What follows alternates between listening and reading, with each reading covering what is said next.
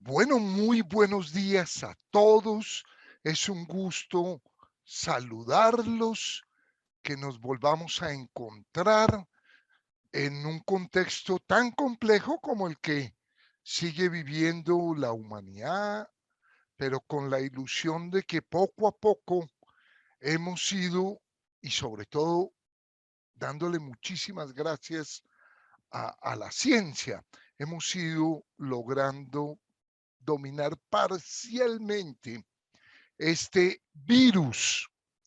Hoy nos trae un tema nuevo que no hemos abordado a lo largo de estos 2 años de trabajo, que es el tema sobre qué es lo que hacen los mejores docentes, qué es lo que ellos tienen y de manera muy especial, y cómo, conociendo lo que ellos hacen, uno podría orientar a los docentes hacia cómo lograr que sus clases impacten de mejor manera.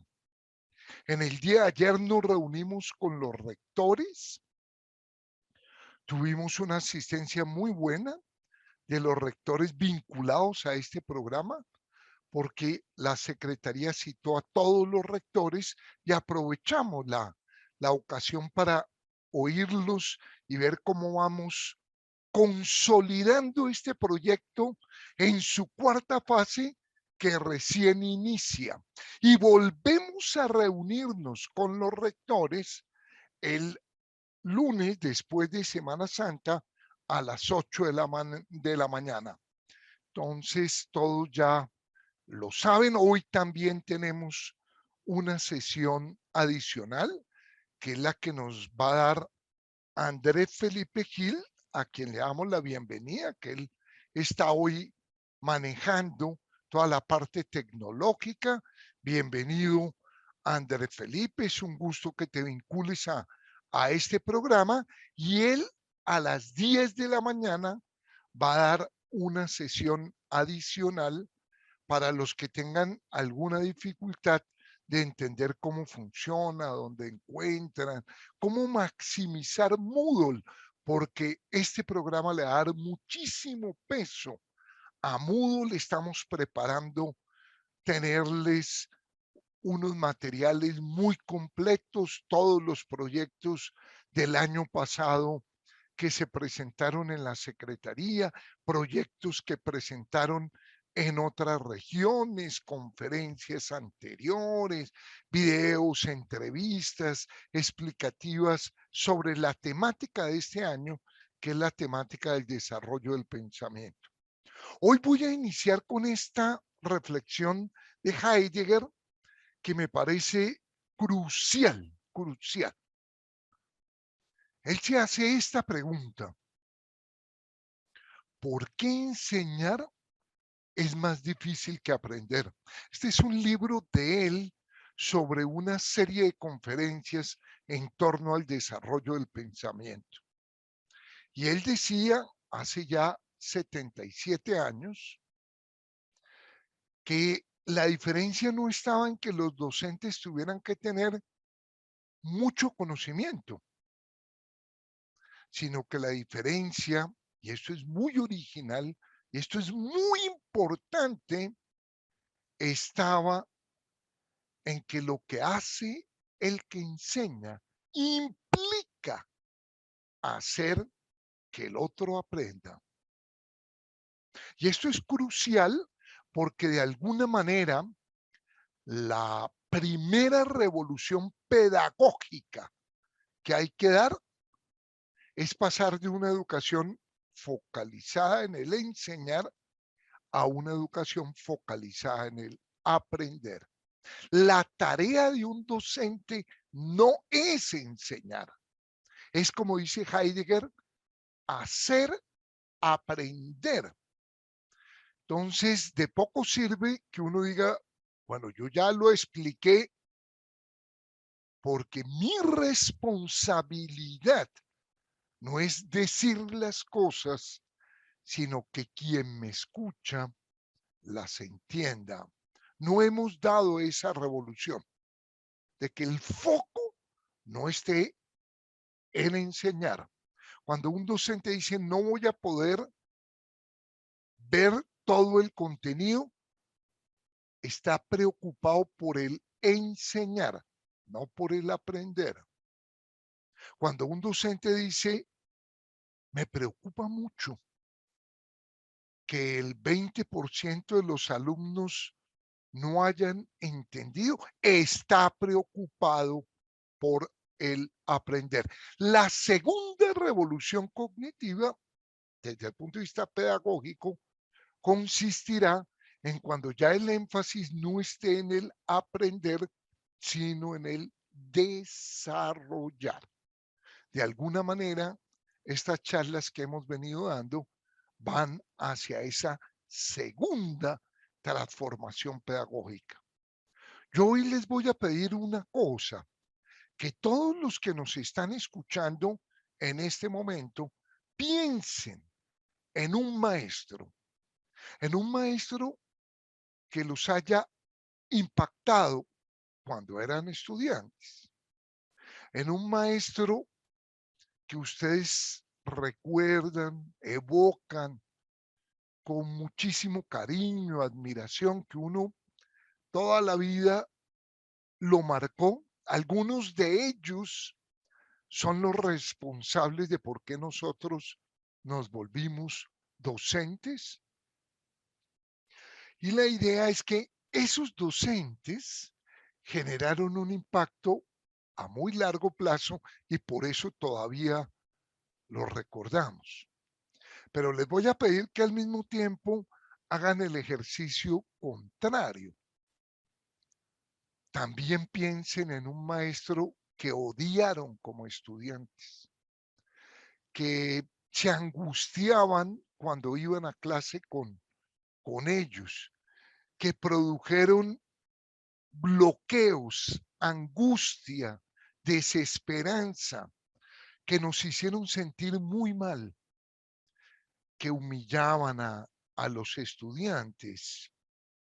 Entonces les pido que piensen en esos dos tipos de docentes durante toda la charla, porque de alguna manera vamos a hablar mucho más de los primeros, pero de alguna manera es importante pensar en ambos. Yo la hipótesis que tengo es que los maestros que lo impactan a uno a muy largo plazo son muy pocos, que la gran mayoría de maestros uno no recuerda los nombres, no recuerda lo que les enseñaron, no recuerdan en qué curso estaban, no impactaron nuestra vida, pero que hay algunos que sí. Mi hipótesis es que los que generan un efecto muy negativo también es un grupo muy pequeño. Probablemente es similar los dos grupos. Ahorita les voy a hacer una pregunta sobre eso. Pero para comenzar a hablar de los primeros, hay una carta muy bella que escribe cuando gana el premio Nobel Albert Camus a su profesor de primaria. Él acaba de ganar el Nobel de Literatura y le dice lo siguiente a su profe. Esperé a que se apagara un poco el ruido que me ha rodeado todos estos días antes de hablarle de todo corazón.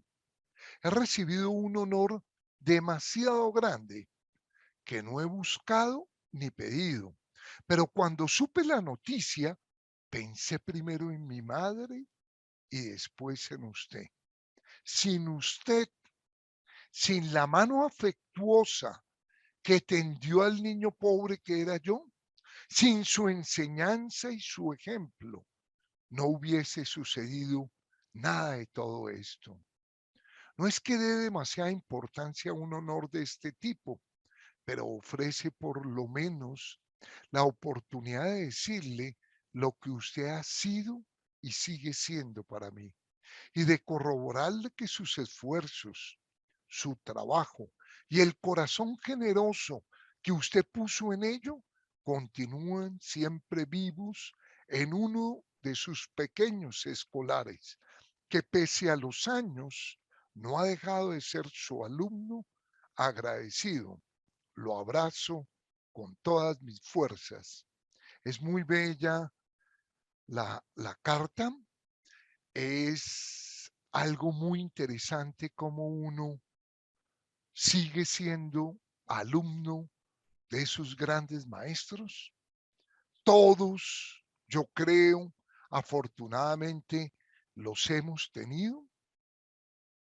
Y la primera reflexión que les quiero dejar es que si a uno un maestro le puede cambiar la vida, si a un niño uno le puede cambiar la vida, pues eso querría decir que un muy buen maestro le podría cambiar la vida a un grupo de estudiantes, probablemente a todo un colegio y muy seguramente a toda una generación y a una nación entera. O sea, el poder que tiene la educación es muy grande porque puede transformar la vida de algunas personas.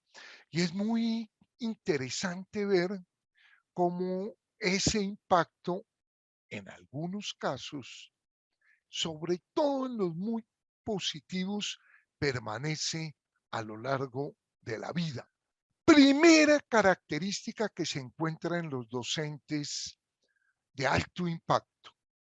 Son docentes que se esfuerzan porque los estudiantes aprendan, entiendan, se motiven, se interesen, lean, pregunten. Es decir, son docentes muy preocupados, no de la enseñanza, como decía Heidegger, sino del aprendizaje.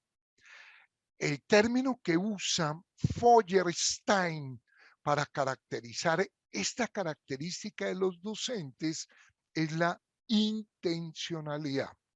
Son docentes que preparan, que leen, que si un estudiante les hace una pregunta, no le van a dar la misma respuesta porque de alguna manera, si están preguntando es porque no se entendió algo de lo que habían dicho y preferirían usar un ejemplo distinto. Y una manera muy clara de verificar si ustedes cumplen con esto o no, fue la primera pregunta que les hice hace 2 minutos, y es un docente interesado en que el estudiante aprenda, entienda, comprenda, profundice, avance, se desarrolle, le escribe en el trabajo: mira, esto no estuvo adecuado, te invito a que revises el examen de tu compañero, revisa este libro porque este tema no te quedó claro, te confundiste entre esta idea y esta idea. Y eso es muy importante por lo siguiente. Si yo les hiciera un examen a ustedes ahorita sobre teoría de Vygotsky, por poner un ejemplo, y yo me quedara con los exámenes y no les devolviera los exámenes y volviera en un mes a aplicar el mismo examen, lo más probable es que ustedes en el segundo examen obtuvieran la misma calificación del primer examen. ¿Eso por qué pasa? Porque aprender no es recibir una idea nueva que yo no tenía, sino aprender es que la idea que yo tenía se modifica con las ideas que van llegando. Entonces, si yo cometo un error en un examen y el profe no me indica qué error cometí y el profe no me dice qué confusión tengo y el profe no me dice dónde puedo profundizar, pues yo me quedo en mi error. Ese error del que estoy hablando de retroalimentar poco es gravísimo en las universidades colombianas. Por lo general, los docentes no devuelven los trabajos. Por lo general, los docentes se quedan con los exámenes. Esos docentes deberían tener algún tipo de sanción, porque esos docentes deterioran la calidad de la educación.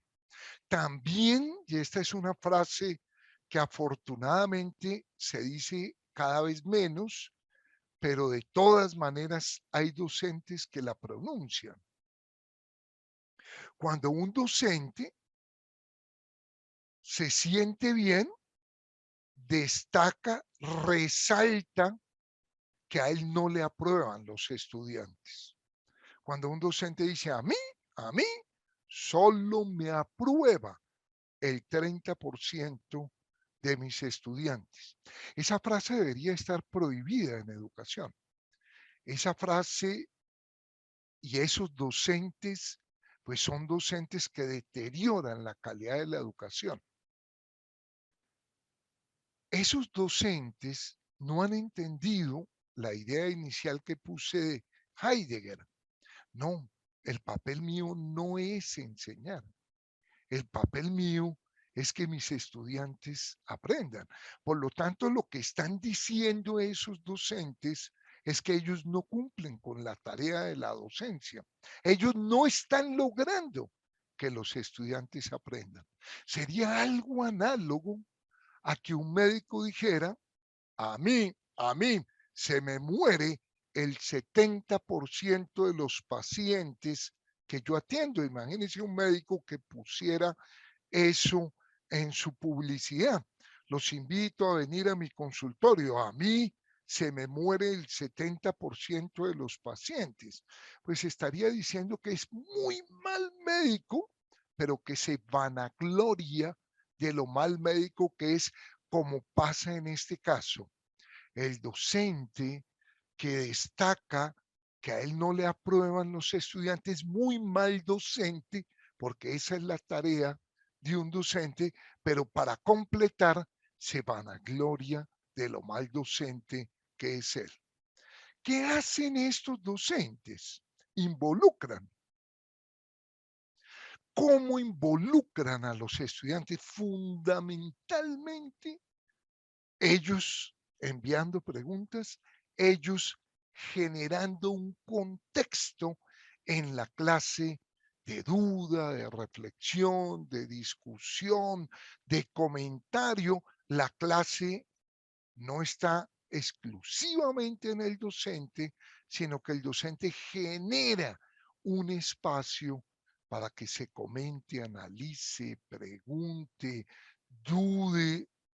Y por eso Freire tenía toda la razón cuando decía, vean, lo que nos está faltando es una pedagogía de la pregunta. Los profesores contestan preguntas, pero son preguntas que los alumnos no han hecho. Primera característica, docentes que se esfuerzan, que hacen muchas cosas para que logren los estudiantes aprender. Segunda característica de los muy buenos docentes. Lo que ellos enseñan no se queda en el aula de clase. Lo que ellos enseñan trasciende. Cuando termina la clase, los estudiantes siguen hablando del tema. Cuando se van los jóvenes al descanso, siguen discutiendo el tema. Cuando llegan a su casa, plantean el tema que se abordó en clase con los padres, con los hermanos. Cuando llegan a la casa, leen libros porque el tema le sigue dando vuelta. ¿Qué quiere decir que le sigue dando vuelta? Que ese docente está trascendiendo. ¿Y qué es trascender? Es superar dos barreras. La del tiempo, por eso estos docentes uno los recuerda un mes, un año, 10 años, 20, toda la vida. Superó el problema del tiempo. Lo que ellos nos enseñaron nos cambió, nos convencieron, nos orientaron, nos invitaron a conocernos, a pensar, nos marcaron. Entonces superó el tiempo. Su efecto no fue solo en la clase. Y segundo, no solo el tiempo, sino el espacio. En otra clase yo sigo usando las ideas de ese profe, lo que él analizó. Le pregunto al profe de matemáticas algo que me enseñó el profe de sociales. Entonces el profe de sociales trascendió y me permitió esas ideas llevarlas a la clase de matemáticas. ¿Cuántos docentes hacen eso en Colombia? Si yo le pregunto a los docentes, es muy probable que me digan que sí, que lo hacen, que la mayoría, que ellos lo intentan, pero les voy a mostrar unos resultados donde las pruebas saber preguntan exactamente eso. Si los conceptos los están transfiriendo, si pueden usarlos o si se quedó la idea aquí. Y vamos a ver que los resultados son ínfimos, casi ninguno. Ya les muestro la tabla para ilustrar este dato, que es una tabla construida con los resultados del año 2016 al año 2021, tanto en naturales como en social. Como ustedes saben, hoy nos acompaña Laura de Subiría. Ella es la coordinadora académica del Instituto Alberto Merani desde hace varios años. Ella tiene muy al frente, digámoslo, todo el proceso del Merani. Ella va contestando las preguntas que quieren del tema que quieran sobre el proyecto. Así está pensado estos diálogos. Y también nos acompaña un maestro que es muy conocido por la gran mayoría de maestros, sobre todo de rectores, quien fue subsecretario de Educación cuando Abel fue el secretario, que es Ángel Pérez. Ángel y Laura manejan el chat en todas las sesiones. Pregunten, comenten, discutan, propongan. Ellos van a ir comentando todo eso. ¿Qué es lo que uno ve de los muy buenos maestros? Es una frase de un pedagogo que tuvo un papel muy interesante en los años 80 en lo que en ese momento se llamó la URSS, uno de cuyos estados es Rusia. Este maestro se llamaba Davidov, Vasily Davidov. Yo he revisado realmente todos los textos de él, me parece de las personas más claras. Él tuvo dos colegios experimentales para poner a prueba las teorías de Vygotsky y él usa una idea, que tener un concepto es poder operar con ese concepto. Esa idea de Davidov de operar es lo que en el lenguaje de Feuerstein se llama transferir. Que yo use, aplique, procese con ese concepto. El término que usaría David Ausubel es de que estos docentes logran aprendizajes significativos. ¿Y qué quiere decir? Ah, que logran un nexo entre lo que él sabía y lo nuevo, pero un nexo significativo. Por eso va a perdurar el aprendizaje. Lo que diría un investigador norteamericano que se ha hecho la misma pregunta que hoy nos estamos haciendo. ¿Qué hacen los mejores docentes?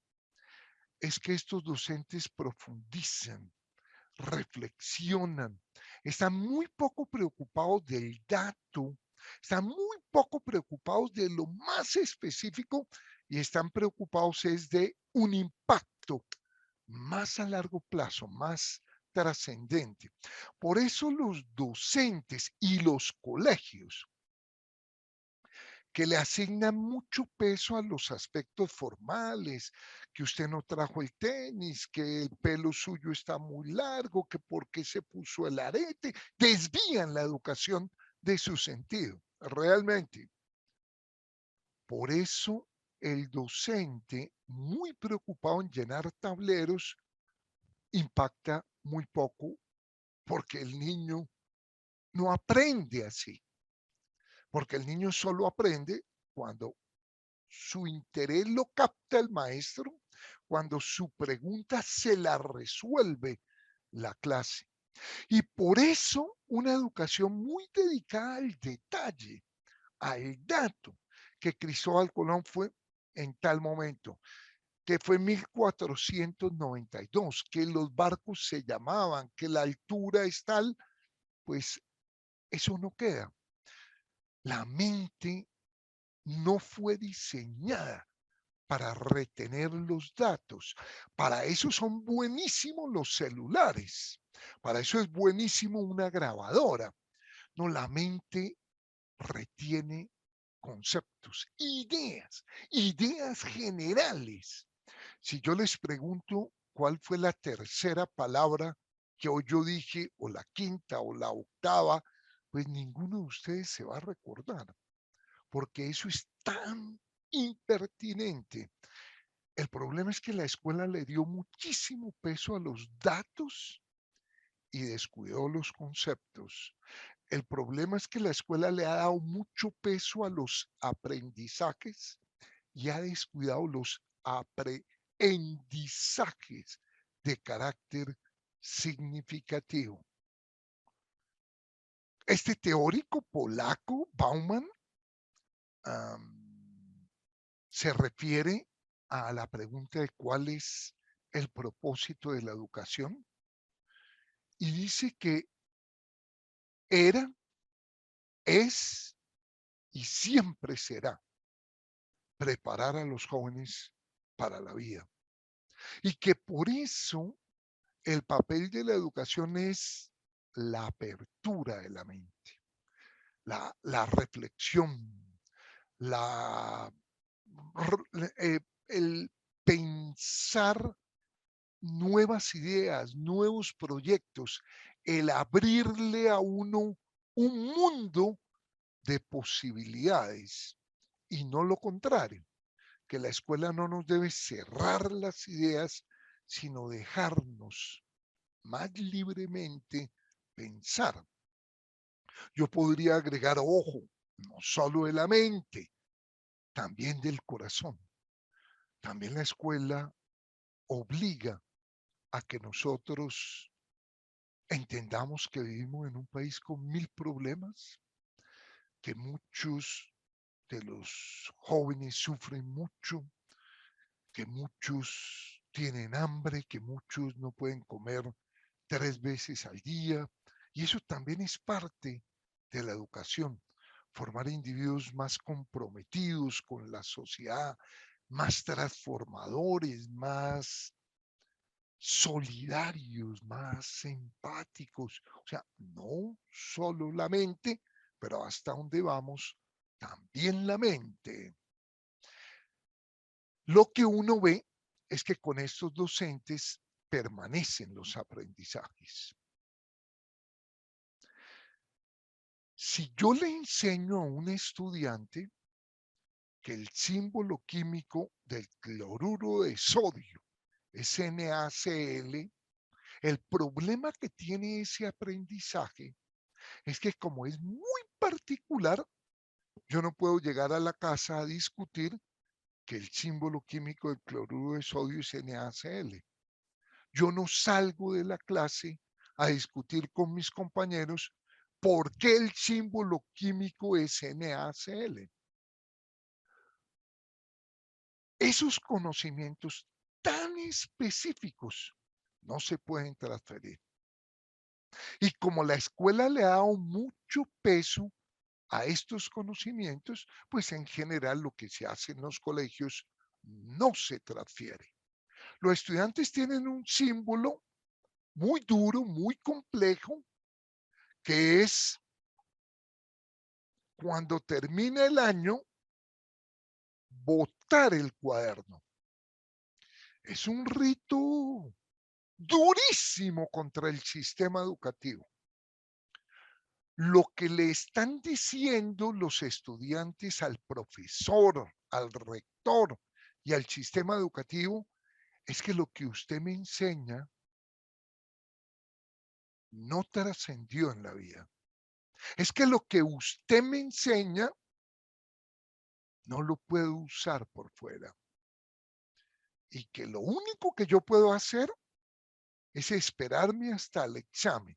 Y si apruebo la materia, puedo abandonar esas enseñanzas. Es exactamente lo contrario a lo que aquí llamamos trascendencia y transferencia. No se puede. Si fueran, ¿ustedes creen que si uno en el colegio aprendiera a soñar, a pensar, a reír, a hacer amigos, a enamorarnos, ¿ustedes creen que uno botaría los cuadernos?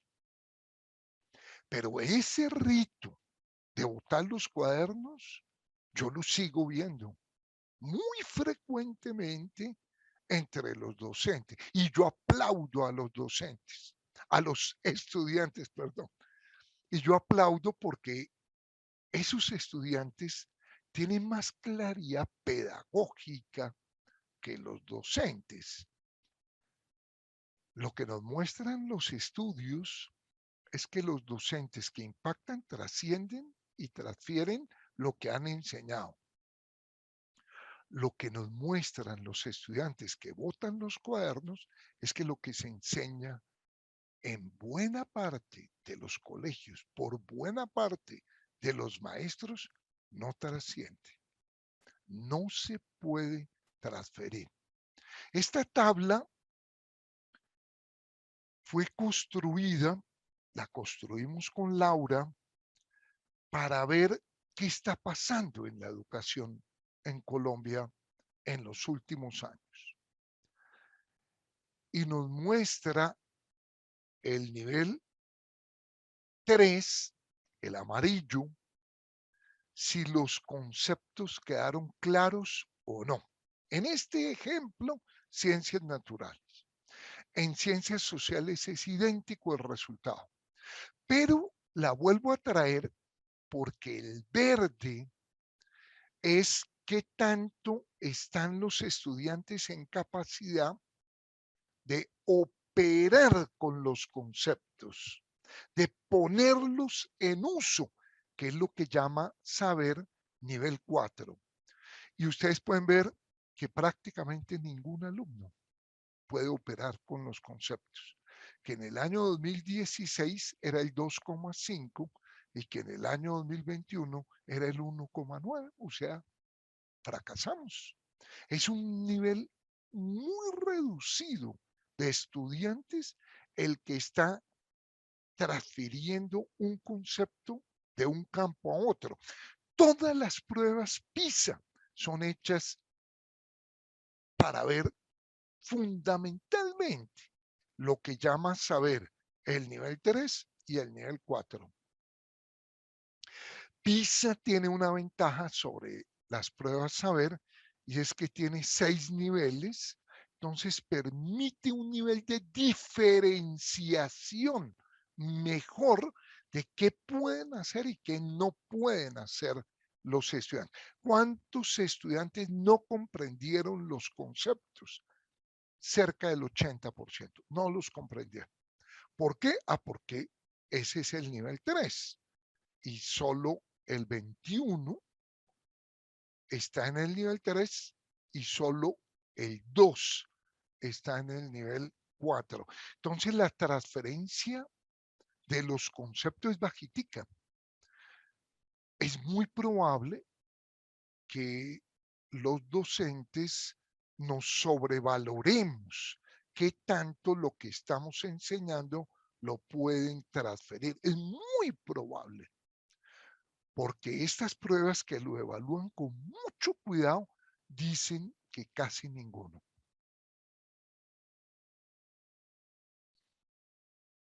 Ken Bain tiene un libro, ustedes lo encuentran en la red, se llama, a ver, no lo encontré a la mano, pero se llama ¿Qué hacen los mejores docentes? Y una de las características, que es un poco obvio, es que tienen una influencia duradera, que ellos nos cambian la manera en que los estudiantes piensan, actúan y sienten. Vean cómo introduce un nuevo elemento del cual ya hemos venido hablando, que es el de la integralidad. Y reafirma un concepto del cual estamos hablando, que es el de la trascendencia. Una influencia duradera es trascendente. Dos estudiantes del Merani que yo dirigí en el año 2005 iniciaron una tesis de grado que culminó en 2006 sobre esta pregunta: ¿qué tanto los profes del Merani de pensamiento, de comunicativas, de matemáticas, de ciencias, en el ciclo que equivocadamente se llama en Bogotá 1, 2, 3, 4 y 5, insisto en que es equivocado porque no caracteriza. Si yo digo que estoy en el ciclo 3, eso no caracteriza, eso no denota qué es lo que se hace en el ciclo. Nosotros usamos un término para referirnos a la actividad rectora dominante en este ciclo. Ese concepto no lo hemos trabajado. La vez pasada hice una pequeña síntesis porque corresponde al trabajo que hicimos en la fase 2.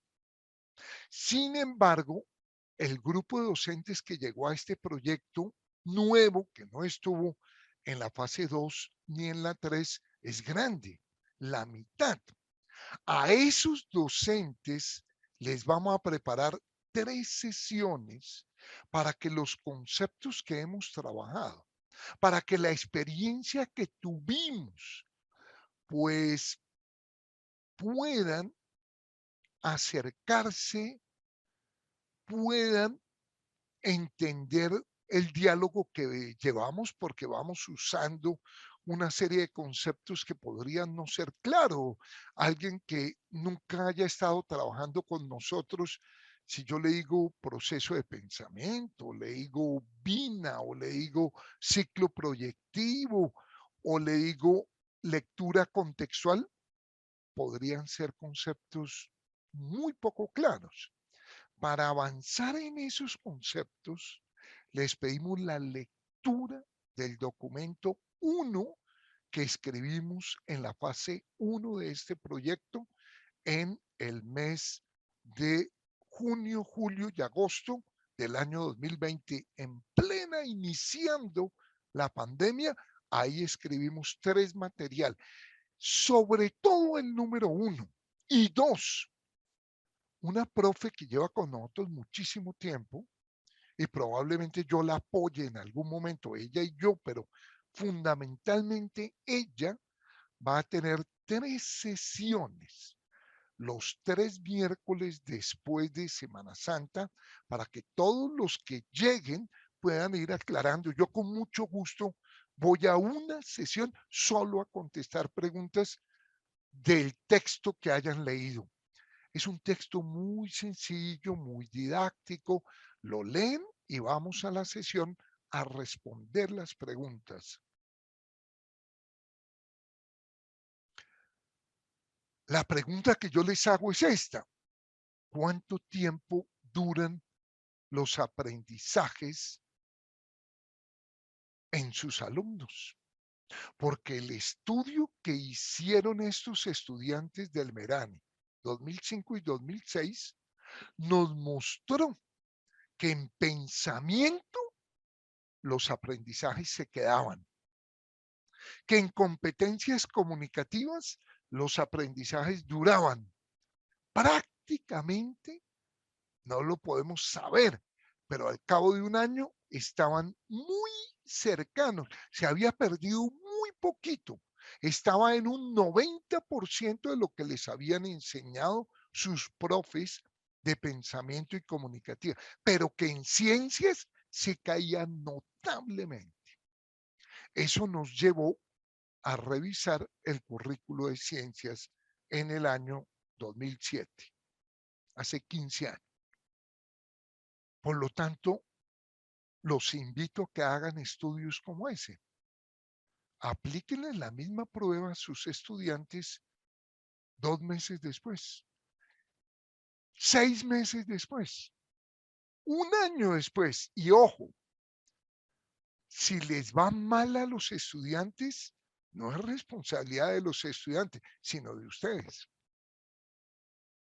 Si los estudiantes hoy les contestaron el examen y les fue muy bien, y en 6 meses les va muy mal, es porque lo que están trabajando no es, no tiene, no es un contenido trascendente. Diría David Ausubel, es un contenido que no podría aprenderse de manera significativa. Por eso se olvida. No es responsabilidad de los estudiantes mantener los aprendizajes, es responsabilidad pedagógica del sistema educativo que lo que se trabaje sea realmente lo que se debería trabajar, que lo que se trabaje es lo que pueda ser potencialmente, y ahí vuelvo a usar un término de David Ausubel, potencialmente significativo. Lo que encontró David Ausubel con Novak hace 60 años es que el 94% de lo que se enseñaba en ciencias se olvidaba 8 semanas después. Entonces la pregunta que uno tiene que hacerse es, ¿para qué se enseña eso? O sea, eso sí no tiene ningún sentido. Les recuerdo, si no firman la asistencia, este programa no puede continuar. Necesitamos que firmen. Natalia, te voy a pedir que envíes en este momento en el chat para que firmen la asistencia, porque el ICETEX nos obliga a que demos evidencias de que se están haciendo los cursos, de que están viniendo las personas. Entonces, por favor, Natalia, comparte el link en el chat de manera que todos puedan firmar la asistencia. Cuando termina la clase de ustedes, ¿los estudiantes siguen discutiendo? ¿Llevan esas discusiones a la casa, a otras aulas? ¿Pueden transferir? Ustedes me dijeron que sí. El 90% me dijo que sí. Eso entra en contradicción con esto. Alguno de los dos datos está equivocado.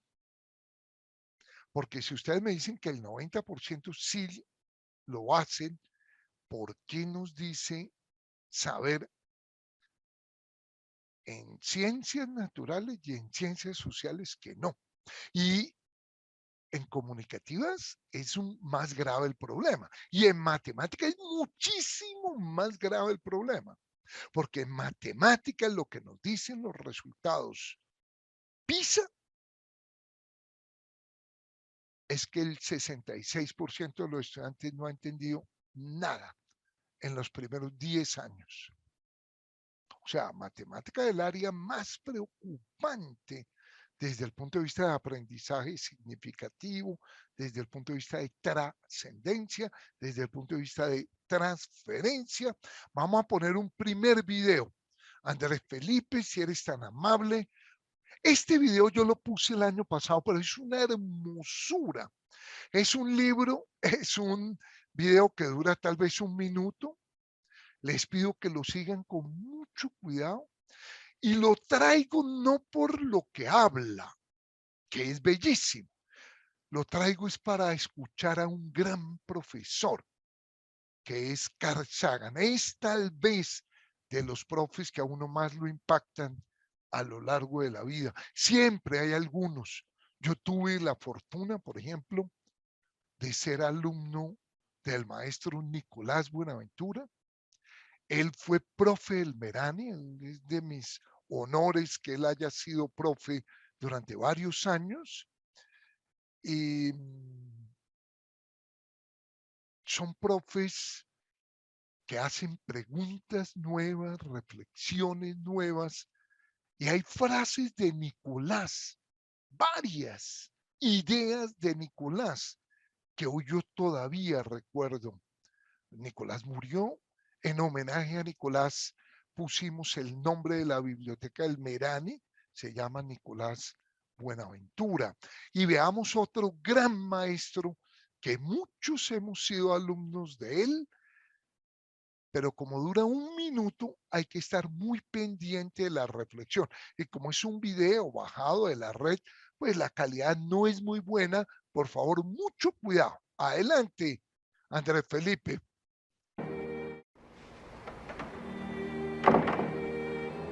What an astonishing thing a book is.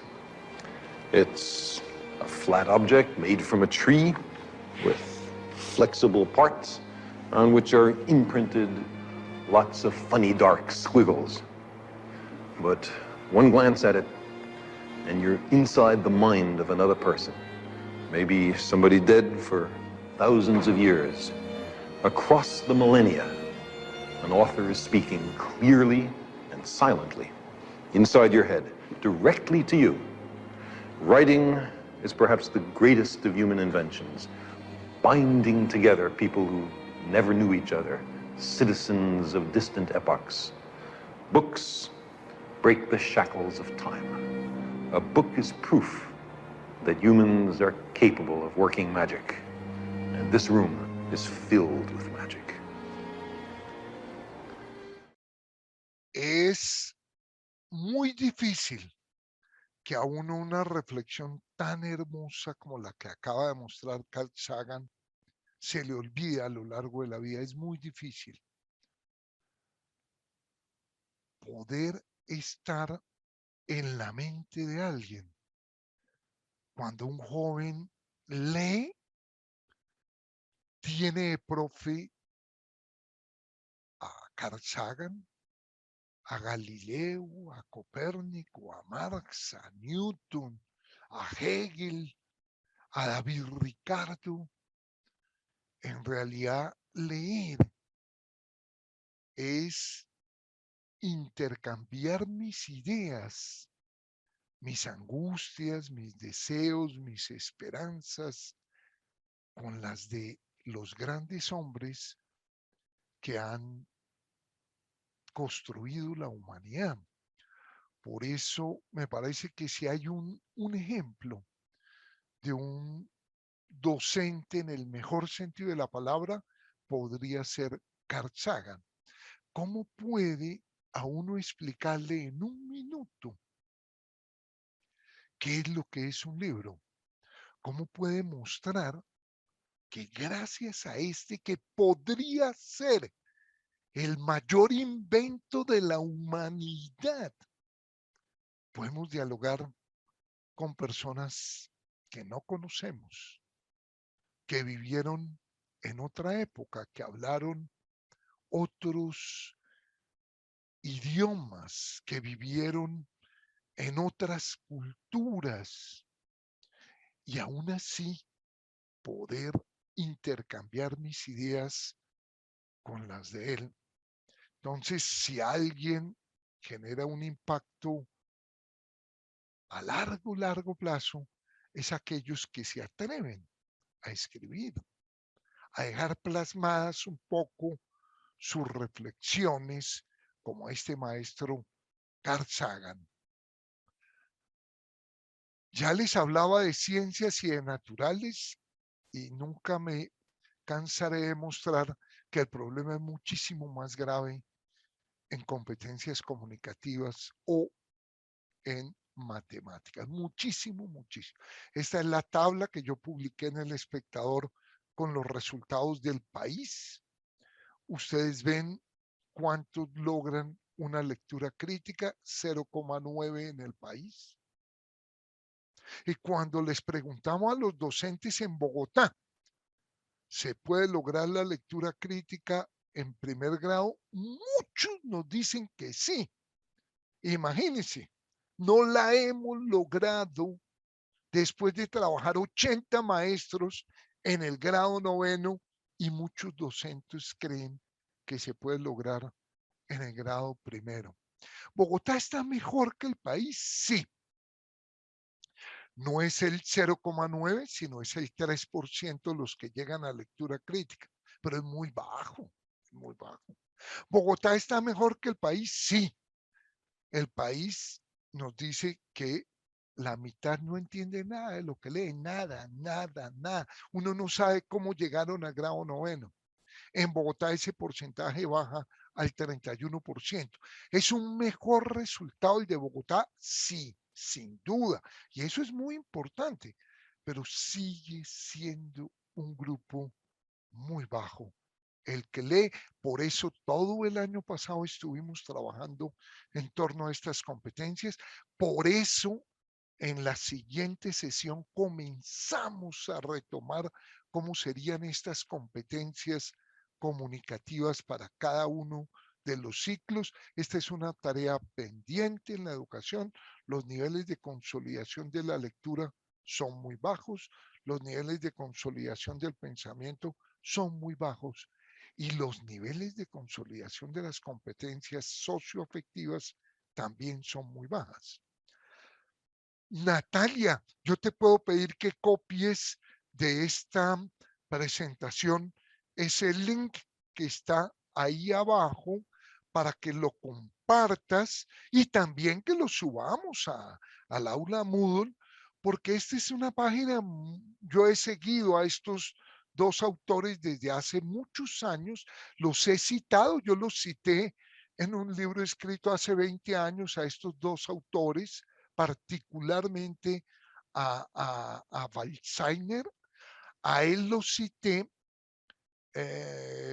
porque él, que nació en Estonia, que vivió en Estonia, que fue una república de la Unión de Repúblicas Socialistas Soviéticas, emigró como mucha gente en los años 90 y es profesor muy destacado en Estados Unidos, es norteamericano, pero su tarea, y por eso es que viene esta reflexión, ha sido divulgar la obra de Vygotsky en el mundo y unir a los vygotskianos en el mundo, y entonces ellos dos tienen un blog, y es un blog sobre Vygotsky, en el cual tienen obras poco conocidas de Vygotsky, artículos poco conocidos de Vygotsky y lo que comentaban sobre él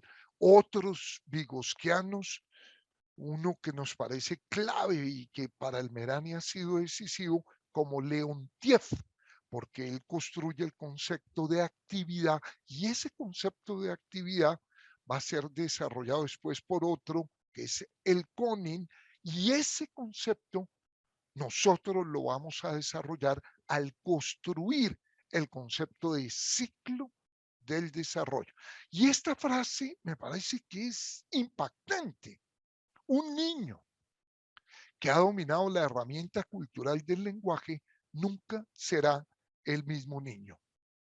Es verdad, cambia ya la vida a partir de, de la lectura, como nos decía Carl Sagan, pues ya uno no aprende de uno, sino de la cultura humana acumulada a lo largo de la historia. Y uno se vuelve discípulo de Platón, de Sócrates. Pues qué mejor uno tener de profe a Shakespeare, a todos los grandes escritores de la historia. Entonces le pido a Natalia que copie el link para que puedan ustedes entrar a ese blog que es muy interesante realmente y tienen un poco más de unos 300 artículos clasificados por épocas y llevan tal vez unos 20 años con este blog. Y reitero, Laura y Ángel están contestando las preguntas. Tercera característica, los buenos maestros retan.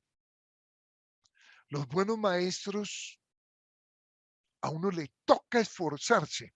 Esto lo dice de una manera muy bella el que era el libretista de Jaime Garzón, Carl Troller, en un libro que le recomiendo mucho, que se llama Guía de los buenos estudiantes vagos. Dice la misma idea, dice que a la gran mayoría de profes uno no debería dedicarle mucho tiempo, que uno debería averiguar con el profesor, con los estudiantes del curso anterior qué enseñaron y qué le gusta que uno conteste y que contesten lo mismo que a esos profes les gusta y que así le va muy bien. Pero que hay unos muy poquitos profes que sí hay que estudiar mucho, leer mucho, preguntar mucho, atender mucho, y son estos los que le toca a uno esforzarse para aprender. Si yo me pongo a hacer ejercicio y camino un paso cada 2 minutos, pues rico, pero no es un ejercicio. Para que sea ejercicio, tiene que haber un esfuerzo especial. Eso pasa con los muy buenos maestros. A ellos hay que leerlos, hay que pensar durante toda la clase. ¿Cuál es el riesgo que uno tiene? Maestros que no exigen, que no ponen lecturas, que solo ven fortalezas. Eso es grave, con esos maestros uno aprende muy poco. O maestros que se pasan al otro extremo, que ninguna respuesta los satisface, que exigen demasiado, que solo ven defectos, que les parece que los estudiantes no dan la talla. Esos son los dos extremos delicados.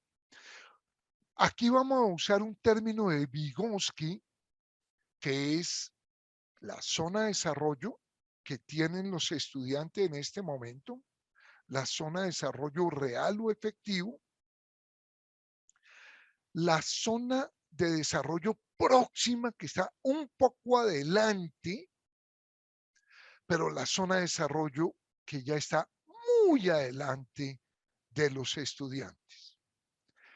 Lo ideal es que la educación no trabaje en la zona de desarrollo efectivo real, ni en la zona de desarrollo que está muy distante del estudiante, sino que trabaje en la zona de desarrollo próxima, para que, como diría Vygotsky, con la ayuda mía de docente hoy, mañana él pueda hacerlo solo.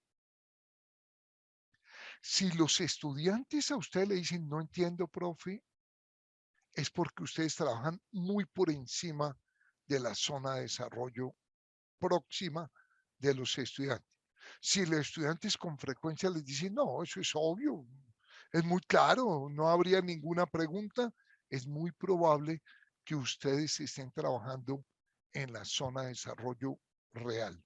Si ustedes le piden a su hijo, mira, me puede ayudar no sé, a conectar y presentar mi pantalla del celular en el televisor y el hijo les dice, mira, se hace así, así, así, y ustedes no entendieron nada, pero empezaron a ver la pantalla en el televisor, es porque sus hijos les dieron una explicación que estaba por encima de su zona de desarrollo próximo.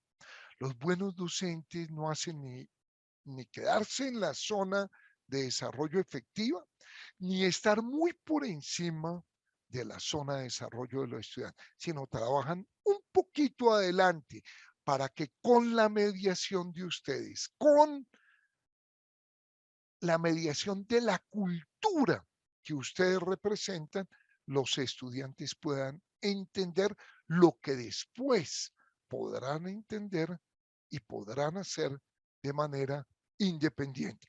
Le voy a pedir a Andrés Felipe que nos ponga un pequeño video para introducir la cuarta característica desde el minuto 2:58. Y yo te digo cuándo lo paremos porque si no, se nos acaba el tiempo. Es una profe norteamericana que hace una reflexión muy bella, muy bella. I have had classes that were so low, so academically deficient that I cried. I wondered, how am I going to take this group in 9 months from where they are to where they need to be? And it was difficult. It was awfully hard. How do I raise the self-esteem of a child and his academic achievement at the same time? One year I came up with a bright idea. I told all my students, you were chosen to be in my class. Because I am the best teacher and you are the best students, they put us all together so we could show everybody else how to do it. One of the students said, really? I said, really? We have to show the other classes how to do it. So when we walk down the hall, people will notice us. So you can't make noise. You just have to strut. And I gave him a saying to say, I am somebody. I was somebody when I came. I'll be a better somebody when I leave. I am powerful and I am strong. I deserve the education that I get here. I have things to do, people to impress, and places to go. And they said, yeah. You say it long enough, it starts to be a part of you. And so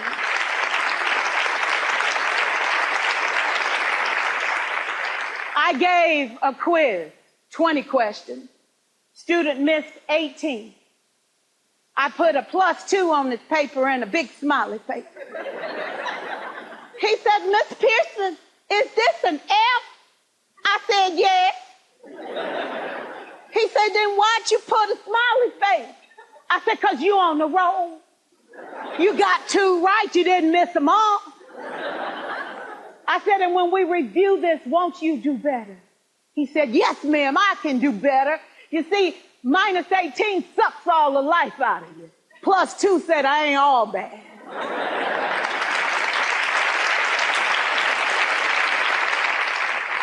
For years, I watched my mother take the time at recess to review, go on home visits in the afternoon, buy combs and brushes and peanut butter and crackers to put in her desk drawer for kids that needed to eat, and a washcloth and some soap for the kids who didn't smell so good. See, it's hard to teach kids who stink.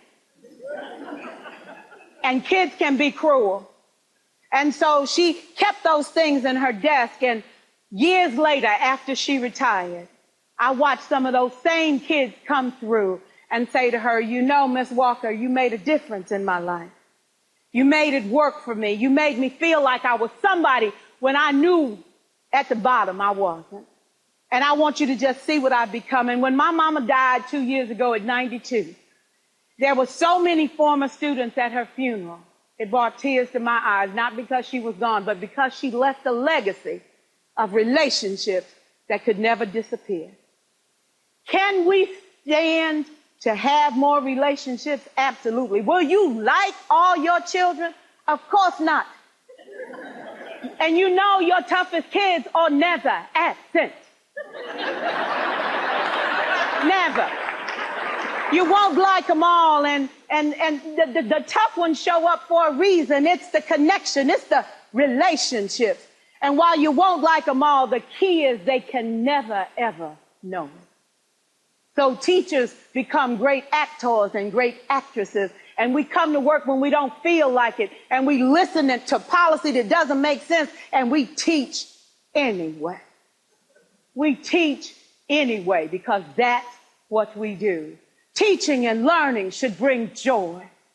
How powerful would our world be if we had kids who were not afraid to take risks, who were not afraid to think, and who had a champion? Every child deserves a champion, an adult who will never give up on them, who understands the power of connection and insists that they become the best that they can possibly be.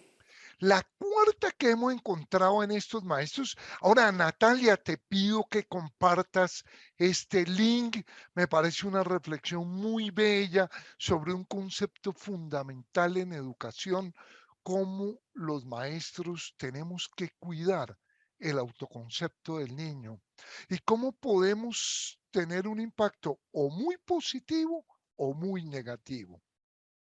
Cuando tenemos maestros que nos dicen, pero usted es bruto, yo ya le he explicado esto 4 veces y no entiendo, hemos visto que los niños se embrutecen. Y esto es clave de entender, es el concepto de expectativa. Los niños no trabajan según sus capacidades, sino según las capacidades que nosotros creemos que ellos tengan, que es distintísimo, porque uno es objetivo la capacidad y otro es subjetivo la expectativa.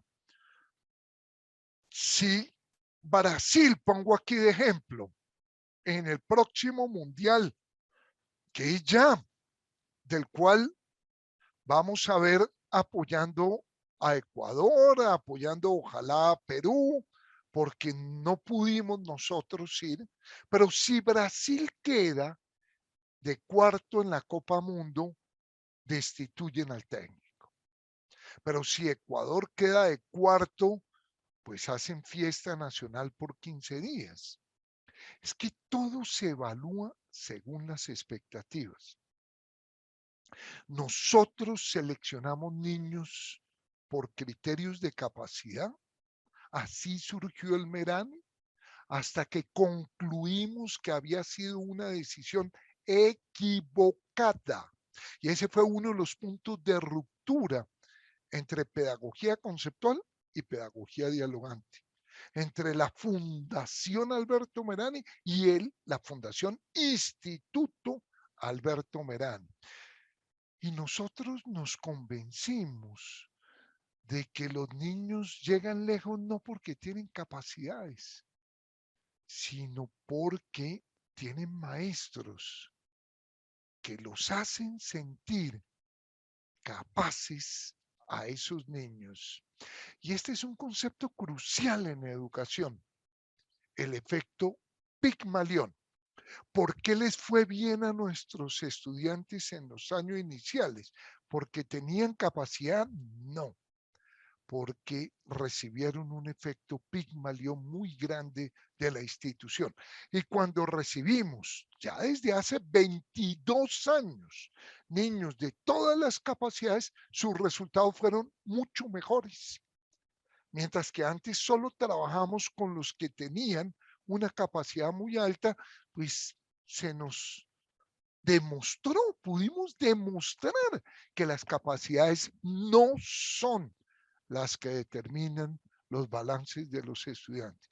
Son las expectativas que nosotros como docentes les hagamos sentir a nuestros estudiantes. Y a eso se le conoce con el nombre de efecto Pigmalión positivo. Ahora, si las expectativas fueran demasiado grandes, también ya hay un efecto Pigmalión negativo. Y ahí combino el concepto de Vygotsky, de zona de desarrollo próximo, con el concepto de Terracier, que es quien lo sistematiza, de efecto Pigmalión. Deben las expectativas ser superiores, pero no desbordadas.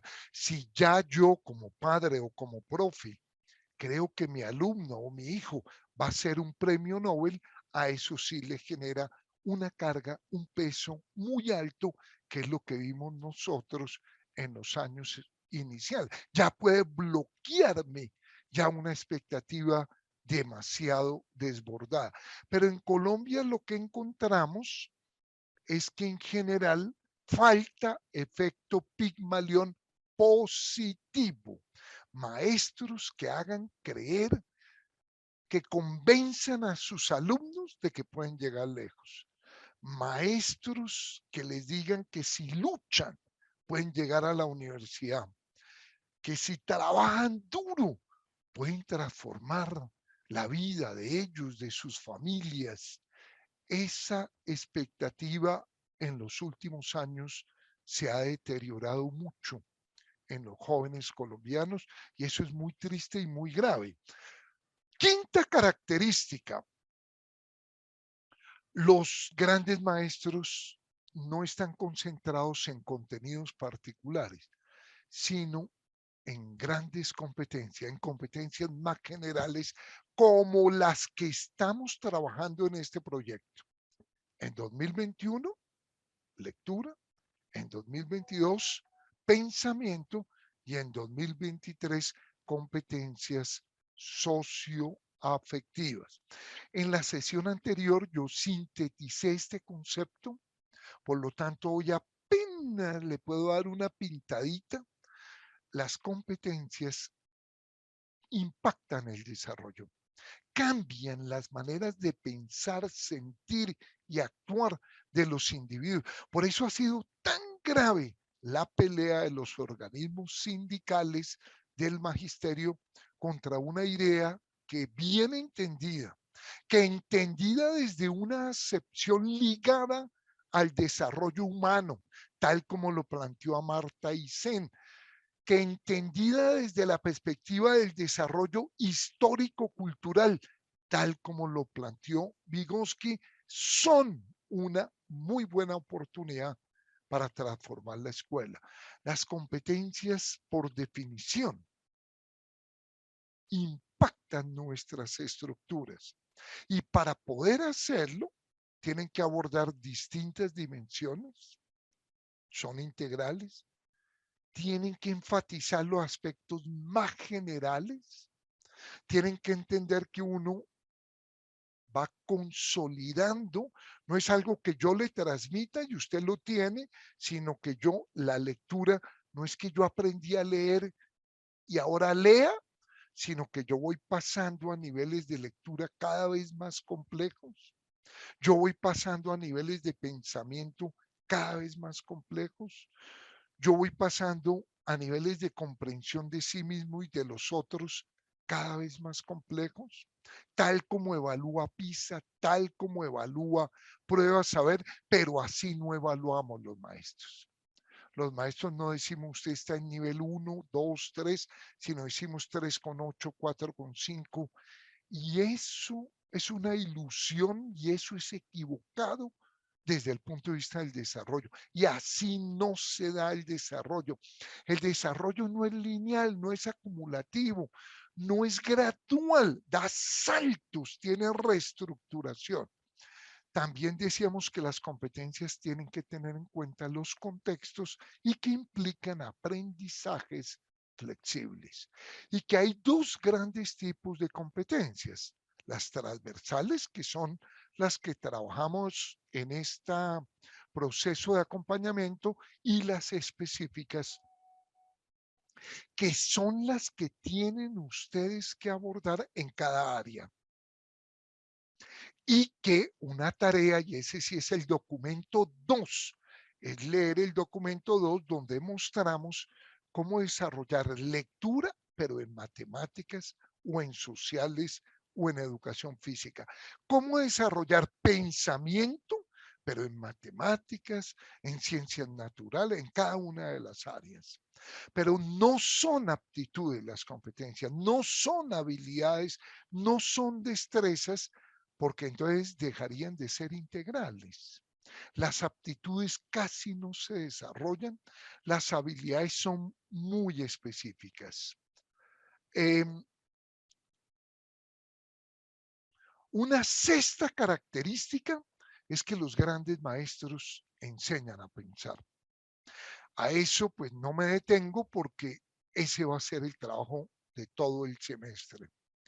Lo único que les diría es, pensar tiene que ver con las herramientas con las cuales uno elabora los análisis, es decir, en un lenguaje más cotidiano con los conceptos, porque no solo se piensa con conceptos, con el uso de esos conceptos, es decir, con lo que llamó Piaget las operaciones intelectuales, lo que nosotros llamamos los procesos de pensamiento. Y tres, con el análisis que uno hace de qué concepto y qué proceso debe usar, o sea, con pensar sobre cómo estoy pensando. Los buenos maestros no generan duda.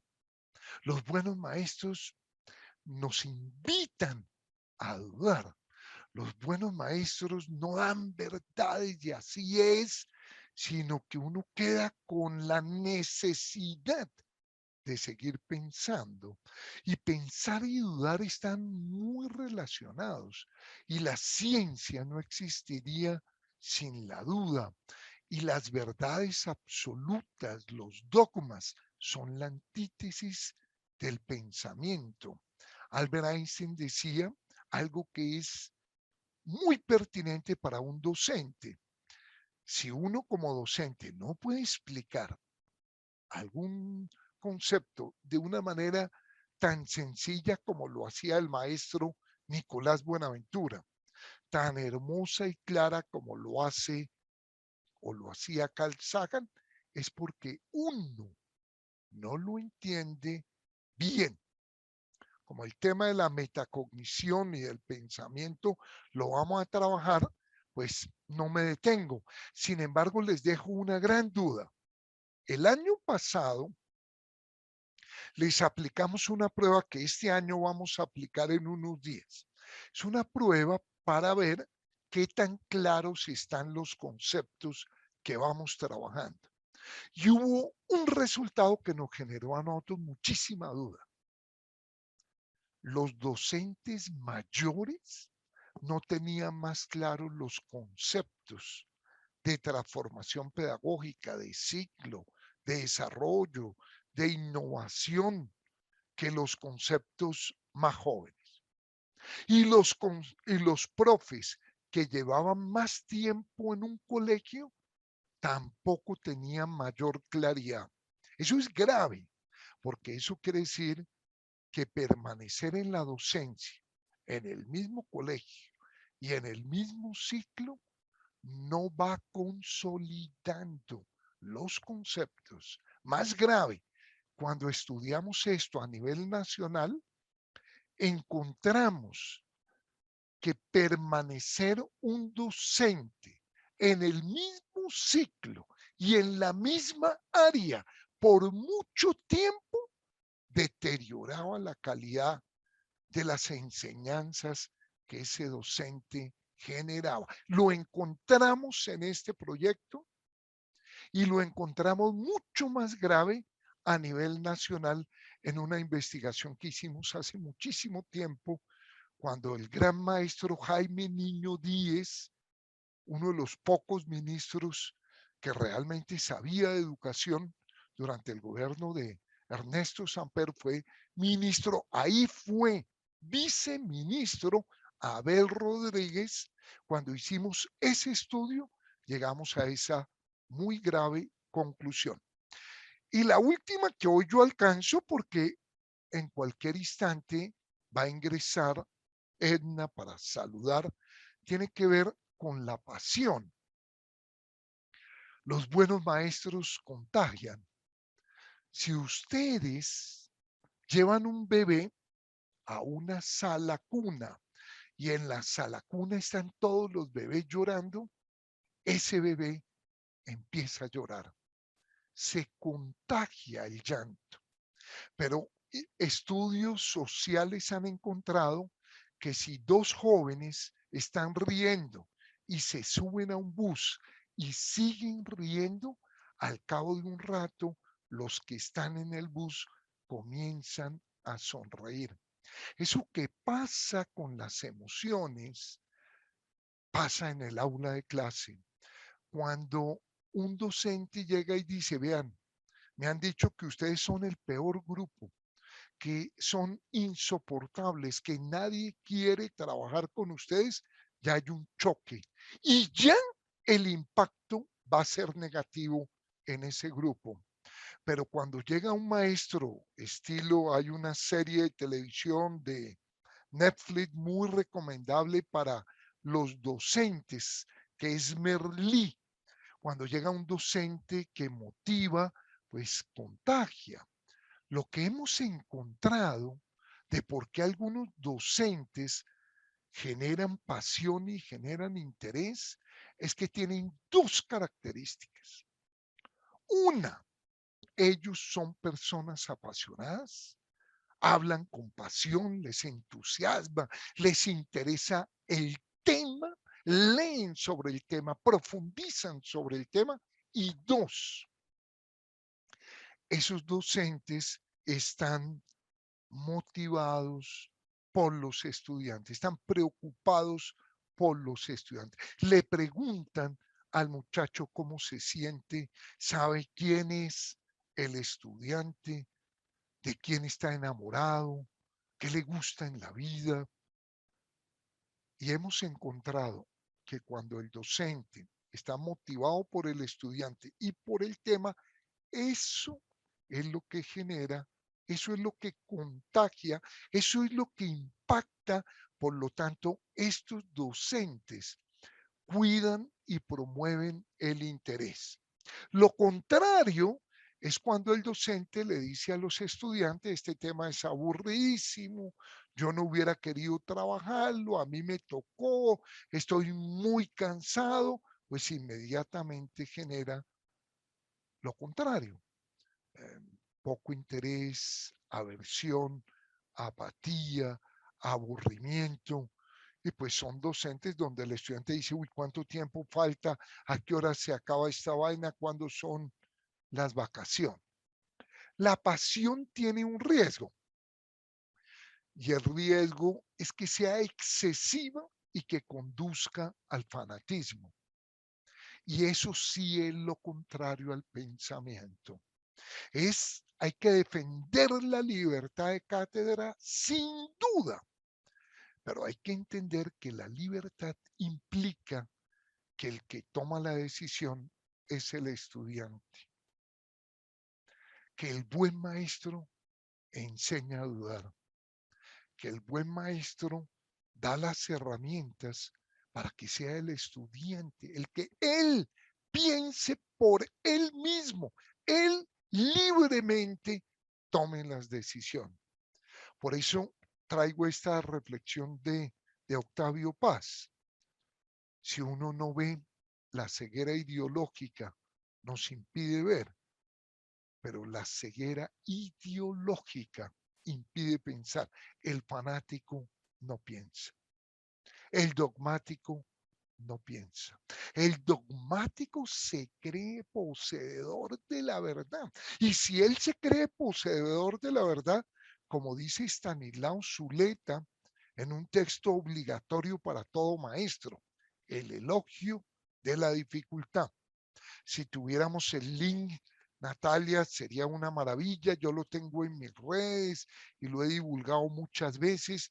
Podríamos ponerlo porque, y no olviden, firmen la asistencia. Si no, el programa nos dice el ICETEX, no estuvieron los maestros. Firmen la asistencia. En ese texto, Stanislao Zuleta dice, claro, el problema es que yo crea que poseo la verdad es que creo que todos los demás están equivocados. Entonces la pasión es necesaria. Ojalá los profes sean apasionados, ojalá hubiera una prueba para ver qué tan apasionada es la persona para vincularse a la educación. Necesitamos maestros convencidos de que la educación puede cambiar a las personas que van a cambiar el mundo. pero necesitamos maestros que enseñen a pensar y que no caigan en el dogmatismo que impide el pensamiento. Si yo en religión digo, esta es la verdad, pues no se discute, no se analiza. Si lo digo en ciencia, tampoco. Si lo digo en política, tampoco. Entonces el fanatismo y el dogmatismo limitan el desarrollo del pensamiento y no permiten, y volvemos a Heidegger, no permiten lo inicial, lo básico. Mi papel no es enseñar, mi papel es que él sea, en términos de Kant, y esta sería tal vez la última característica que alcanzo a enunciar, aunque le pido a Ángel, que está contestando las preguntas, y a Laura, que en el momento que ingrese Edna nos avisen para que ella les dé el saludo. No, me confirma Ángel cuando llegue Edna, entonces tú entras para poder yo seguir en el hilo de la charla. Última característica que hoy alcanzo a trabajar. Esta es una en la que han insistido los grandes filósofos, Sócrates, Platón, pero muy especialmente insistió Emmanuel Kant. Él decía, vea, y lo dice en un texto muy bello que se llama ¿Qué es la ilustración? Dice, vea, el papel de la educación es que llegue un niño menor de edad y que entreguemos a la sociedad un mayor de edad, pero no porque es mayor, sino porque él piensa y valora por sí mismo. Es la caracterización más brillante de qué es lo que debería ser la educación. Y nos perdimos, porque por darle peso a los modelos de transmisión de la información, olvidamos lo esencial. Los grandes maestros están concentrados en la autonomía. El fin de la educación es la autonomía y la libertad.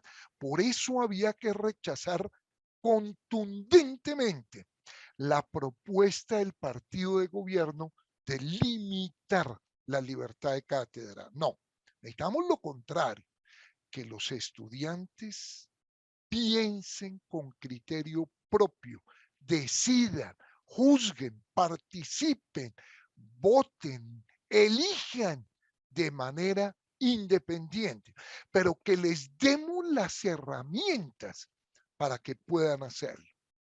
¿Qué pasa con los docentes muy autoritarios? Imponen su verdad y le hacen creer a los estudiantes que este es el dogma, es la verdad. Pero ¿qué pasa con los docentes demasiado permisivos que no conducen a la autonomía, sino a lo que Piaget llamaría la anomia? Son docentes que nunca entendieron que ellos son adultos, que ellos tienen que poner límites, que ellos deben poner retos, que ellos deben exigir, que ellos deben favorecer la reflexión, la lectura, el debate, para que se vayan consolidando las ideas, sino que dejan que los estudiantes hagan lo que quieran. Eso no conduce a un individuo autónomo, sino a un individuo sin normas, sin ley. Por eso esta figura muy poética me parece muy bella. Julián, buenos días. ¿Sí? Qué pena interrumpirlo, pero ya tenemos a la secretaria de Educación, No. a la doctora Aina Bonilla. ¿Cómo no? La recibimos con esta frase. El buen maestro no le da a uno un espejo para que uno haga lo que está ahí, sino que le abre la ventana para permitirlo pensar, analizar, optar y decidir. Hasta ahí llegamos, avanzamos pues un buen poco, hablando de qué es lo que hacen los muy buenos maestros, pero para mí es un honor tener a la secretaria de Educación, que tiene obviamente una agenda complejísima, que tiene mil temas y problemas y tareas que abordar. Ayer yo estuve escuchando una reflexión muy profunda de todo lo que está haciendo la Secretaría para enfrentar las dificultades que puedan tener particularmente los jóvenes en la pospandemia. Y entonces le quisiera dar, pero sí, yo vi a Edna, pero ahorita no. Muchas gracias tanto a profesor Julián como al profesor Ángel, no solo por la invitación a cerrar esta parte, este espacio pequeñito, sino por todo el trabajo que se está haciendo y que creo que está pues empezando a ver algunos resultados. Contarles de verdad que este proyecto es muy importante para nosotros en la Secretaría y remontarnos un poquito a por qué surge esto y porque incluso hoy cobra muchísima más fuerza, muchísima más importancia. Cuando nosotros estábamos en toda la construcción del plan de desarrollo, incluso desde antes, cuando se estaba haciendo ese primer borrador de programa de gobierno y demás de la alcaldesa Claudia López, se centraba que la fuerza del programa iba a ser la transformación pedagógica. Y considerábamos y considera la alcaldesa en su momento y hoy pues obviamente seguimos ratificando, es que pues nada más importante que realmente transformar la pedagogía, transformar la forma como nos estamos relacionando con nuestros niños, niñas, con nuestros jóvenes. Y para eso siempre hemos tenido claro pues que necesitábamos, y lo hacemos con profunda convicción, trabajar con las comunidades educativas, con los colegios, trabajar con los rectores y rectoras, con los coordinadores, con los docentes, con los orientadores y con todos los que conformamos esta comunidad educativa. Entonces, habíamos pensado programas, proyectos, procesos que nos permitieran adelantar esa transformación pedagógica. Afortunado o desafortunadamente, yo a veces no sé si decir que todo es desafortunado. No. Llegó pues la pandemia. Nosotros desde el 16 de marzo del 2020 cerramos los colegios y nos tocó enfrentarnos a otros retos. Nos tocó enfrentarnos sobre todo al reto de mantener el derecho a la educación de los niños, a las niñas, a entender que los programas nuestros tenían que transformarse, a entender que nos tocaba rápidamente acomodarnos a esa situación cambiante. Entonces el 2020 y el 2021 pues nos la hemos pasado todos los 2 años resolviendo, entendiendo que el PAE tenía que funcionar distinto, entendiendo que Aprende en Casa tenía que funcionar de una manera. Y pues al lado de eso nosotros siempre tuvimos claro que además de garantizar ese derecho a la educación teníamos que avanzar en la transformación pedagógica. Y siempre dijimos, cuando regresemos pleno, full a los colegios, pues no lo podemos hacer como si nada hubiera pasado y por eso nosotros sí estamos centrando toda la esperanza en esta transformación pedagógica, en que este COVID y toda esta pandemia que nosotros hemos vivido nos preste esa oportunidad de hacer la transformación pedagógica. Entonces, hoy todo nuestro quehacer, además de seguir garantizando obviamente el derecho a la educación, lo tenemos centrado en cómo mejoramos esa calidad de la educación con los colegios, con las comunidades educativas, pero para nosotros privilegiar la formación en el ser y la formación del saber. Esto tiene que ir de la mano. Nosotros necesitamos encontrar un mayor equilibrio entre ese ser y en ese saber. Estamos un poquito preocupados, les quiero decir, con todas las situaciones que se están presentando en los colegios y también con las situaciones que se están presentando en los entornos educativos, pero tenemos claro, sabemos que de la mano de los rectores, de las rectoras, de toda la comunidad, pero sobre todo de los profesores, de las profesoras, de las familias a las que tenemos que involucrar en todo este proceso. Ustedes no se imaginan las cifras que nosotros estamos viendo, por ejemplo, en violencia intrafamiliar y la manera como eso está impactando a los niños y las niñas. Entonces, de verdad que felicitar, valorar, pedirles a los profesores, a las profesoras que estemos muy atentos al desarrollo de este programa, porque yo creo que la transformación pedagógica de Bogotá es necesaria, es posible y la estamos haciendo de manos de seres humanos maravillosos como son ustedes. Entonces solamente felicitar, agradecer y yo quisiera estar más en todo el programa. A veces le digo, Julián Y Ángel, me gustaría estar hablando mucho más de pedagogía y no de estar solucionando las rutas escolares, las horas extras, todas las vicisitudes que se nos han presentado. Pero para eso estamos y realmente es que Bogotá tenga la mejor educación para nuestros niños, jóvenes. Yo creo que a mí personalmente me ha afectado muchísimo, les quiero decir, la muerte de Daniel y Salomé, muchísimo. Y obviamente me afecta el fallecimiento de cualquier miembro de la comunidad, pero creo que por Daniel y Salomé debemos hacer esa transformación pedagógica una realidad. Entonces, muchas gracias. Julián, estás sin micrófono. Yo pensé que otra vez se me había... Edna, Ay, Dios muchísimas, mío. Dios sí, mío, no, otra vez.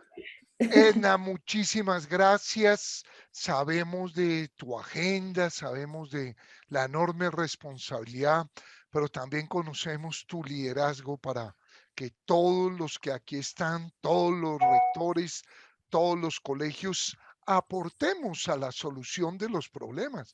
Esto no es una tarea de la secretaria, de la secretaría, sino de toda la comunidad.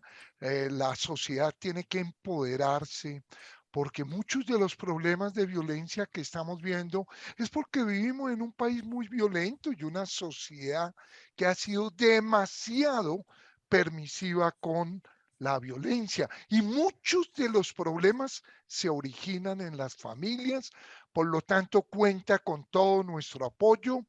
Un abrazo para ti, mil gracias por este saludo que nos das. Mil gracias, Edna. Bueno, Un abrazo. no, un abrazo, muchas gracias. Y de No, verdad, ¿cómo invítenme no? más a hablar de pedagogía. Invítenme más. Claro, Y volvemos. no de todos estos chicharrones en los que andamos, pero como tú lo dices, Julián, esto no es solo una labor ni de la Secretaría, ni mucho menos de los colegios. Esto requiere de la corresponsabilidad. Una cifra que a mí me parece terrible, el 61% de las formas de violencia que estamos reportando se genera en el entorno familiar. Y yo creo que ese es un llamado a que si realmente estamos privilegiando a los niños y las niñas en esta ciudad, se materialicen acciones en favor de ellos. Muchas gracias. Bueno, no, a ti, como no. Como dice Edna, en realidad estamos ante la necesidad de una transformación cultural. Un abrazo para todos y nos vemos en la transformación pedagógica de Bogotá. Buen día.